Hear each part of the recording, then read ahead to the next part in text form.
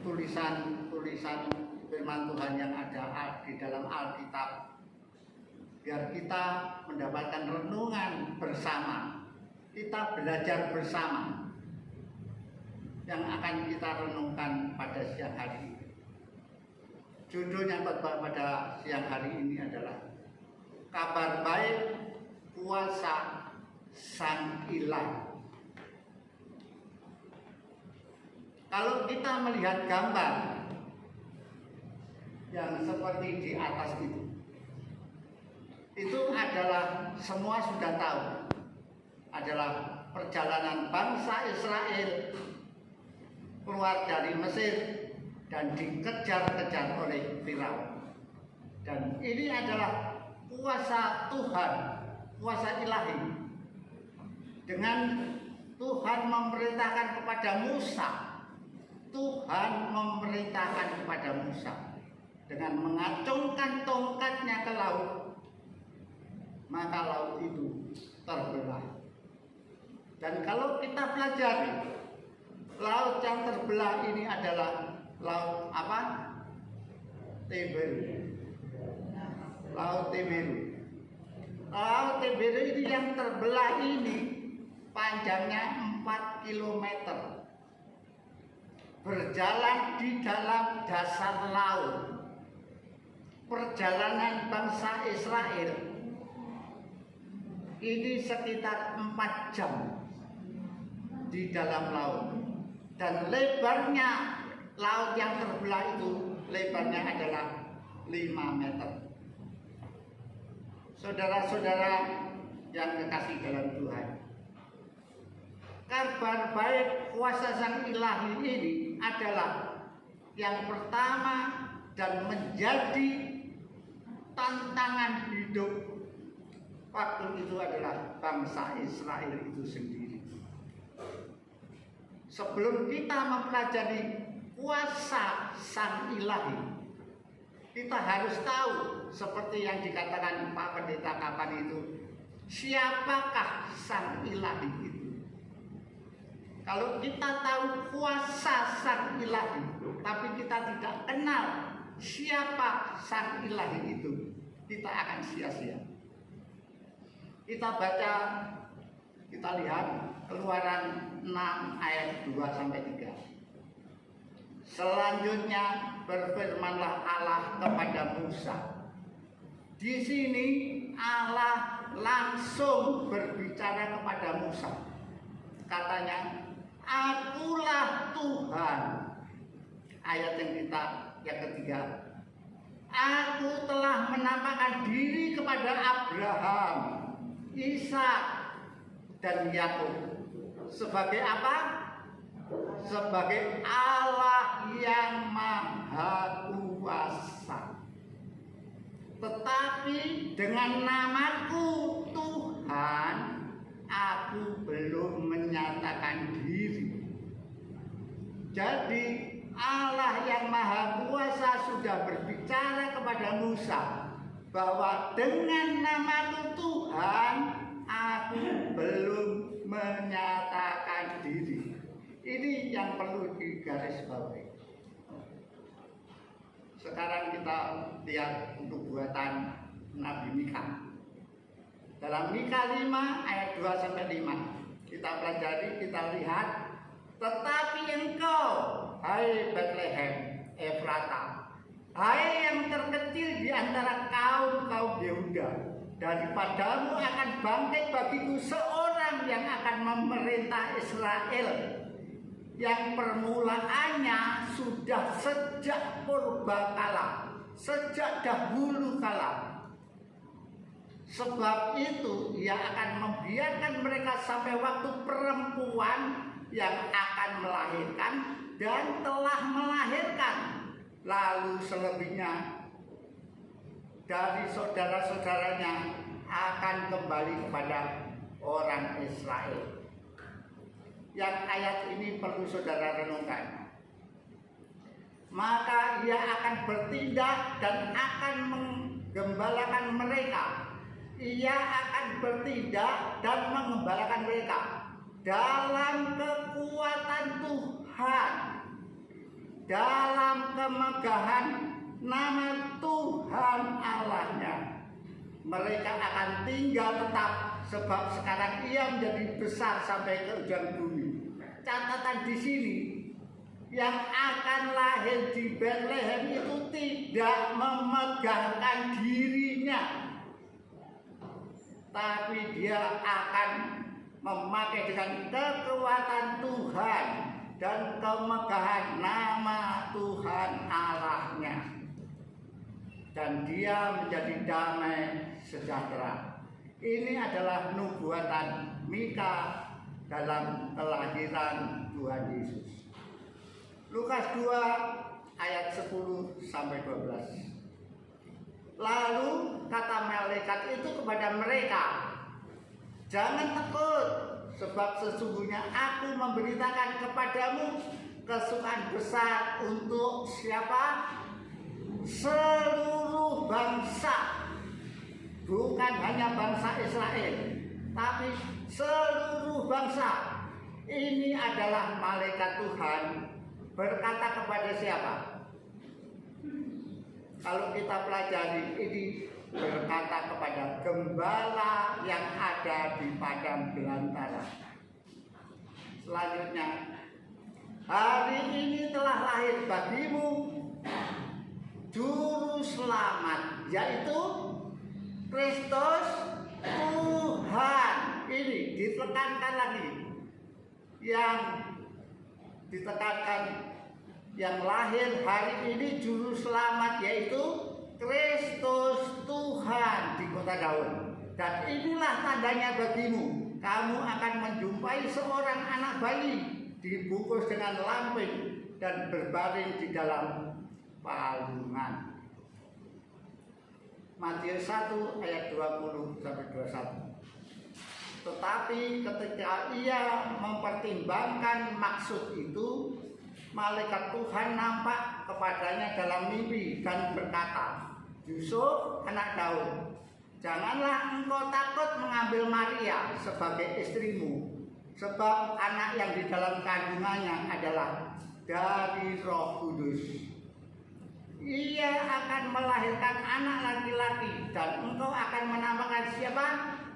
Dia dinamakan Yesus, karena dialah yang akan menyelamatkan umatnya dari dosa-dosa mereka." Kelahiran Tuhan Yesus dinubuatkan oleh Nabi Mika, dan malaikat Tuhan memberikan saksi. Ada saksinya. Satu, gembala-gembala yang di padang belantara untuk mengunjungi Yesus dilahirkan. Yang kedua, Yusuf yang dulunya tidak percaya mau menceraikan Maria, dikasih tahu oleh malaikat, "Jangan kau ceraikan." Karena apa? Itu tadi. Dan yang ketiga, tidak tertulis di sini, orang Majus. Kalau kita pelajari orang Majus ini datangnya dari daerah Persia. Perjalanannya sekitar 1 bulan. Jadi Tuhan Yesus datang lahir di dunia untuk seluruh bangsa. Dan buktinya sebagai saksi adalah gembala, Yusuf, Maria sendiri, dan 3 orang Majus. Yohanes 8 ayat 12. Setelah Yesus lahir, Yesus bertambah dewasa, tambah besar. Maka di dalam Yohanes 8 ayat 12, maka Yesus berkata pula kepada orang banyak, katanya, "Akulah terang dunia. Barang siapa mengikut aku, ia tidak akan berjalan dalam kegelapan, melainkan ia akan mempunyai terang hidup." Yesus adalah terang dunia, tapi bukan seperti matahari, tapi terang hidup untuk seluruh dunia. Kenapa membutuhkan terang hidup? Ingat, di dalam Roma 3 ayat 23 dikatakan, semua orang telah berbuat dosa dan telah kehilangan apa? Kemuliaan Allah. Jadi kalau orang berdosa, ada yang mengatakan dia jatuh di dalam lembah kekelaman. Dia jatuh di dalam kegelapan, sehingga harus membutuhkan terang hidup. Dan terang hidup itu adalah Yesus. Dengan adanya manusia jatuh di dalam dosa, hilang kemuliaan Allah. Ada gap antara Allah dan manusia. Manusia tidak akan bisa mendatangi Allah. Manusia tidak akan bisa menghubungi Allah. Tapi Allah lah yang menghubungi manusia. Sebagai apa? Sebagai juru damai. Roma 3 ayat 25. Yang disuruh Allah, yang diutus Allah adalah Kristus Yesus. Telah ditentukan Allah menjadi jalan pendamaian karena iman di dalam darahnya. Hal ini dibuatnya untuk menunjukkan keadilannya, karena dialah karena ia telah membiarkan dosa-dosa yang telah terjadi dahulu pada masa kesabarannya. Jadi dosa itu sudah mulai zamannya, bukan hanya zamannya Adam, tapi zamannya Lucifer jatuh dalam dosa, tapi belum dibinasakan. Jadi dosa itu sudah ada sejak dulu kala sebelum Adam dijadikan, dan dosa itu dibiarkan hingga Yesus harus turun ke dunia untuk menyelesaikan dosa tersebut. Kisah 4 ayat 17. Keselamatan. Dan keselamatan tidak ada di dalam siapapun juga selain di dalam Dia. Sebab di bawah kolong langit ini tidak ada nama lain yang diberikan kepada manusia yang olehnya kita dapat diselamatkan. Ini ada saya tulis di dalam kurung Ali Imran 3 ayat 45. Ini adalah hampir sama isinya, tapi bukan Yesus. Tapi kalau di dalam tetangga kita sebelah itu adalah Isa. Isa yang lahir, dia mempunyai kuasa di dunia dan di akhirat. Jadi kita tinggalkan yang itu karena kita tidak membicarakan tetangga kita. Sekarang kita butuh pengakuan iman. Matius 10 ayat 32 dan 33. Setiap orang yang mengaku aku di depan manusia, aku juga akan mengakuinya di depan Bapakku yang di surga. Tetapi barang siapa menyangkal aku di depan manusia, aku juga akan menyangkalnya di depan Bapakku yang di surga. Tantangan buat kita, apakah kita berani menyatakan diri di dalam dunia, di tetangga kita, di sekitar kita, di teman kita, di anak kita, di saudara-saudara kita, bahwa kita harus mengakui Yesus sebagai Tuhan dan Juru Selamat. 1 Petrus 1 ayat 9-10. Karena kamu telah mencapai tujuan imanmu, yaitu keselamatan jiwamu. Keselamatan itulah yang diselidiki dan diteliti oleh nabi-nabi yang telah bernubuat tentang kasih karunia yang diuntukkan bagimu. Jadi keselamatan ini bukan hanya langsung begitu saja, tapi sudah diteliti, diselidiki apakah benar-benar keselamatan itu bisa dipercaya. Dan yang menyelidiki adalah bukan kita, tetapi siapa? Nabi-nabi, rasul-rasul. Dan kita bisa percaya dengan iman kita oleh tulisan-tulisan firman Tuhan dari nabi-nabi dan rasul-rasul itu. Ayat inti tadi ini harus menjadi pegangan di dalam hidup kita.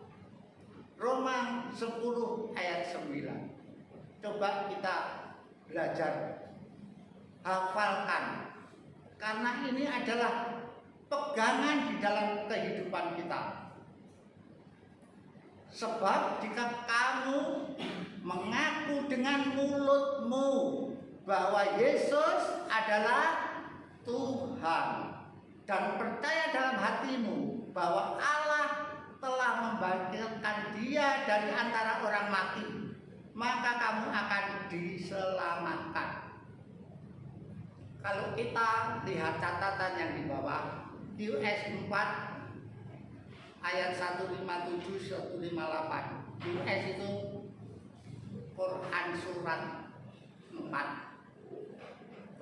Quran surat 4 itu adalah surat An-Nisa. Ayat yang 157 itu mengatakan apa? Yang disalibkan itu bukan Isa, tapi bukan Yesus ya.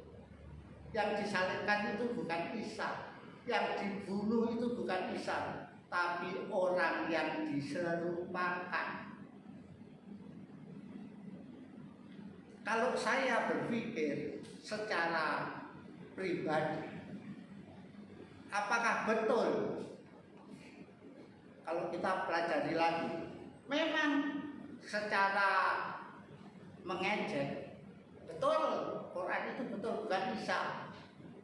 Memang yang diserupakan betul. Siapa yang diserupakan? Kalau bukan Isa, yaitu siapa? Yesus.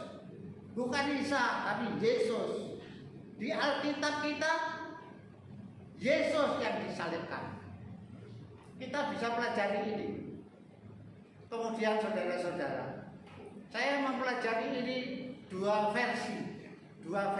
Makanya saya kasih catatan di sini untuk orang-orang kita saja. Tapi secara Alkitab dan Quran adalah apa?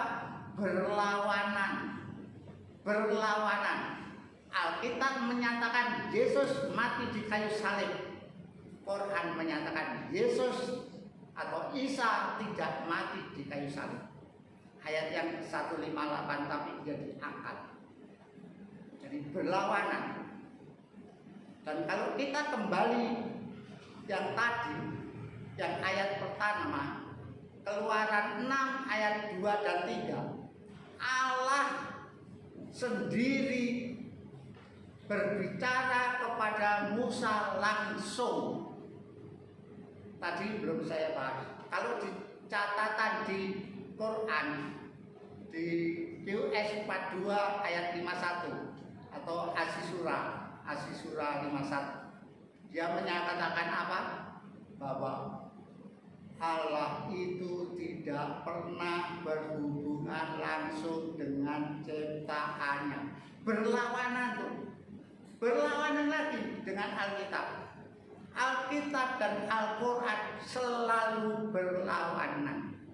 Tidak ada yang benar. Sekarang kita baru mempelajari kuasa Yesus. Yohanes 10 ayat 17 dan 18. Bapa mengasihi aku oleh karena aku memberikan nyawaku untuk menerimanya kembali. Yang 18. Tidak seorang pun mengambilnya daripadaku, melainkan aku memberikannya menurut kehendakku sendiri. Aku berkuasa memberikannya dan berkuasa mengambilnya kembali. Inilah tugas yang kuterima dari Bapa. Apakah ada manusia yang bisa melepaskan nyawanya dan mengambil nyawanya kembali? Kecuali siapa? Yesus. Jadi Yesus mempunyai kuasa Sang Ilahi yang luar biasa. Tidak ada nabi, rasul, manusia yang mempunyai kuasa melepaskan nyawanya dan mengambil nyawanya kembali kalau bukan Allah. Jadi Yesus juga adalah Allah. Kuasa Sang Ilahi yang berikutnya, Matius 14 ayat 28. Kita cari di seluruh dunia, ada manusia yang bisa berjalan di atas air. Hanya Yesus yang dapat berjalan di dalam air. Matius 14 ayat 28. Markus 4 ayat 37-39. Kuasa Yesus bukan perintah dari Allah, bukan firman dari Allah, tapi Yesus sendiri yang melontarkan firman dengan kuasanya. Topan dan ombak turut perintahnya. Diam, tenanglah. Yohanes 11 ayat 14, 17, 43. Lazarus yang sudah mati selama 4 hari ada di dalam kubur mendengar suara Yesus. Lazarus, marilah keluar. Sudah meninggal, sudah mati, sudah dikubur selama 4 hari. Yesus mempunyai kuasa membangkitkan orang mati. Markus 6 ayat 43. Dengan 5 ketul roti dan 2 potong ikan, 2 ekor ikan, Tuhan Yesus dapat memberi makan 5.000 orang laki-laki dewasa, belum anak, istri, dan anak-anak yang lain. Jadi pasti lebih dari 5.000. Dan masih sisa 12 bakul. Matius 17 ayat 2. Ini adalah waktu Yesus naik di atas gunung yang tinggi. Disaksikan oleh 3 orang, yaitu siapa? Petrus, Yohanes, dan Yakobus. Yesus wajahnya bersinar seperti matahari dan pakaiannya menjadi putih bersinar seperti terang. Ada manusia yang mempunyai wajah seperti matahari. Inilah kuasa Yesus, kuasa Sang Ilahi itu. Dan yang terakhir, Matius 9 ayat 6. Anak manusia berkuasa mengampuni dosa. Kalau Allah berkuasa mengampuni dosa, anak manusia berkuasa mengampuni dosa. Apakah anak manusia itu bukan salah satu Allah? Ini yang perlu kita renungkan. Ada manusia, nabi, rasul yang dapat mengampuni dosa? Tidak ada. Hanya Yesus, anak manusia, yang dapat mengampuni dosa. Yohanes 3 ayat 35 sampai 36. Bapa mengasihi anak dan telah menyerahkan segala sesuatu kepadanya. Barang siapa percaya kepada anak, ia peroleh hidup yang kekal. Tetapi barang siapa tidak taat kepada anak, ia tidak akan melihat hidup, melainkan murka Allah tetap ada padanya. 2 Timotius 4 ayat 1. Di hadapan Allah dan Kristus Yesus yang akan menghakimi orang yang hidup dan yang mati. Aku berpesan dengan sungguh-sungguh kepadamu, demi kenyataannya dan demi kerajaannya, Yesus adalah yang menghakimi orang hidup dan orang yang mati.